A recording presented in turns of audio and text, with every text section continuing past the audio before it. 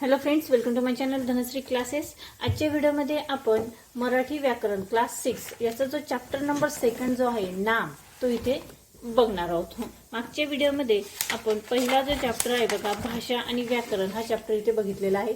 त्या व्हिडिओची लिंक मी ते डिस्क्रिप्शन बॉक्समध्ये देत आहे. त्यामध्ये आपण भाषा म्हणजे काय, व्याकरण म्हणजे काय हे एक्झाम्पल सहित आपण इथे बघितलेलं आहे. ठीक आहे.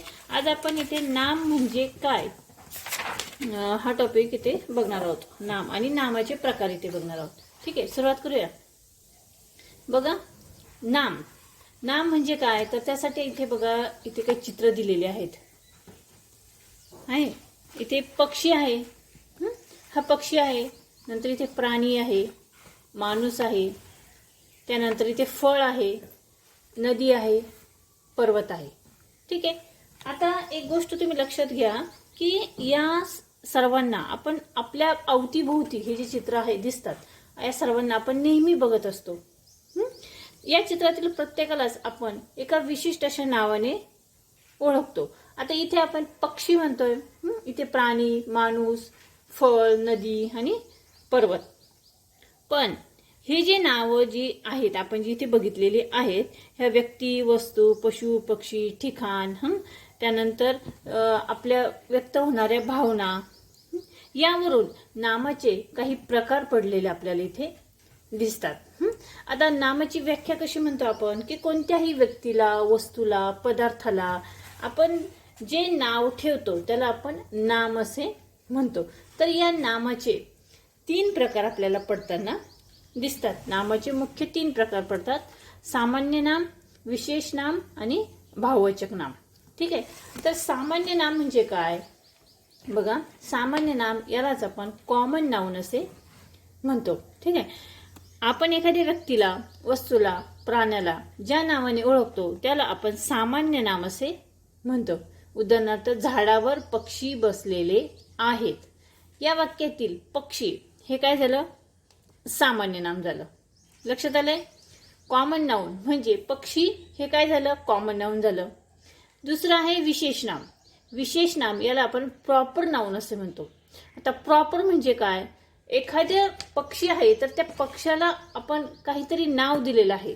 पक्षी तर खूप सारे आहेत, कावळा, चिमणी, पोपट. मग ठराविक असं आपण नाव त्या पक्षाला दिलेलं आहे, त्यालाच आपण प्रॉपर नाउन असे म्हणतो. आपण एखादी व्यक्ती, वस्तू, प्राणी, ठिकाण यांना ज्या विशिष्ट नावाने ओळखतो त्याला आपण विशेष नाम असे म्हणतो. उदाहरणार्थ, राम, मनुष्य म्हटलं, मुलगा म्हटलं, हे झालं सामान्य नाम. पण त्या मनुष्याला, त्या मुलाला किंवा त्या मुलीला जे आपण नाव दिलेलं असतं त्याला आपण काय म्हणणार, विशेष नाम. म्हणजे राम हे काय झालं, विशेष नाम झालं. आणि माणूस किंवा मनुष्य, मुलगा हे काय झालं, सामान्य नाम झालं. दुसरं आहे नर्मदा. नर्मदा ही काय आहे, मुलीचं नाव देखील आहे, ही नदी देखील आहे. मग मुलगी म्हटलं तर ते काय होईल, सामान्य नाम होईल. स्त्री म्हटलं तर ते सामान्य नाम होईल. नदी म्हटलं तर ते सामान्य नाम होईल. पण त्या नदीला कोणतं नाव दिलेलं आहे, नर्मदा, तर ते काय होईल, विशेष नाम होईल. सह्याद्री. पर्वत म्हटलं तर ते सामान्य नाम होईल. पण कोणता पर्वत, सह्याद्री पर्वत, तर ते काय होईल, विशेष नाम होईल. त्याचप्रकारे इथे कमळ म्हणजे फूल म्हटलं तर सामान्य नाम, आणि कोणतं फूल, कमळाचं फूल, तर ते झालं विशेष नाम. कोल्हापूर, गावाचं नाव, शहराचं नाव.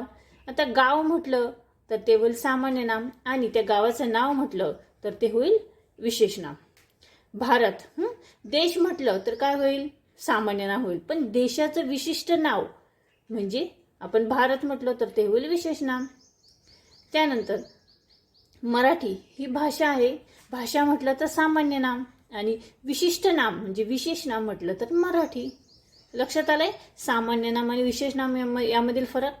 आणि तिसरं जे आहे बघा, त्याला आपण म्हणतो भाववाचक नाम. त्याला आपण ॲब्स्ट्रॅक्ट नाउन असे म्हणतो.